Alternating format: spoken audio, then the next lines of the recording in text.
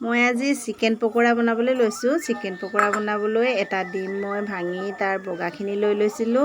তাৰপিছত মই কৰ্ণফ্লাৱাৰ লৈ ল'লোঁ অলপমান, আৰু জিৰাৰ গুড়ি, ধনিয়াৰ গুড়ি আৰু নিমখ, সোৱাদ অনুসৰি নিমখ দিব, আৰু চিকেন মছলা আৰু অলপমান জালুকৰ গুড়ি দি মই এইখিনি গোটেইখিনি মিলাই মেৰিনেট কৰি 10 মিনিটমান মই থৈ দিম।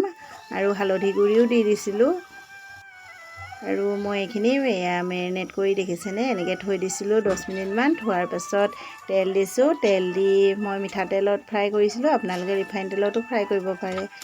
তাৰপিছত এইখিনি ফ্ৰাই কৰি ল'লোঁ। ফ্ৰাই কৰি এয়া দেখিছেনে ডাঙৰ ডাঙৰকৈ মই পিঁয়াজ কাটি ল'লোঁ।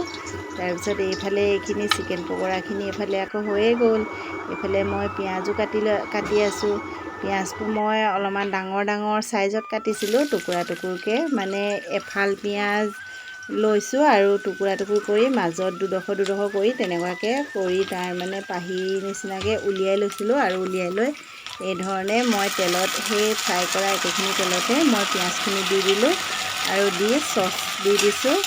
চিকেন পকোৰা এনেই আপুনি ফ্ৰাই কৰি চচ লগাই তেনেকৈও খাব পাৰে, কিন্তু মই আজি এই ধৰণে বনাইছোঁ। আৰু মই মছলা একো দিয়া নাই। এইটো দেখিছে নহয়, এই মছলাটো মই দিছিলোঁ পেৰি পেৰি, আৰু এটা পিজ্জাত যিটো মছলা দিয়ে সেই মছলাটো দিছোঁ। খাবলৈ বিৰাট ধুনীয়া লাগে এই দুটা দিলে। তাৰপিছত গোটা গোটাকৈ অকণমান কৰি থোৱা জালুক দি দিছোঁ, এনেই টুকুৰা টুকুৰকৈ, মানে অকণমান চিকেনৰ পকোৰাটো খালে যাতে জিৰা জালুকটো মানে অকণমান কামুৰি পালে ভাল লাগে। আৰু সেইধৰণে এইদৰে আপোনালোকে কেতিয়াবা চিকেন পকোৰা বনাই খাই চাবচোন, খাবলৈ বিৰাট ভাল লগা হয়।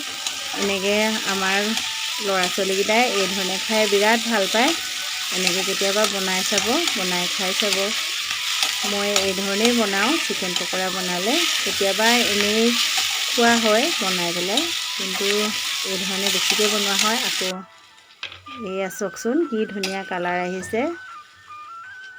এনেকৈ কেতিয়াবা বনাই খাই চাবচোন। এয়া দেখিছেনে? আৰু কেতিয়াবা এই ধৰণে বনাই খাই চাব। ভাল লাগিলে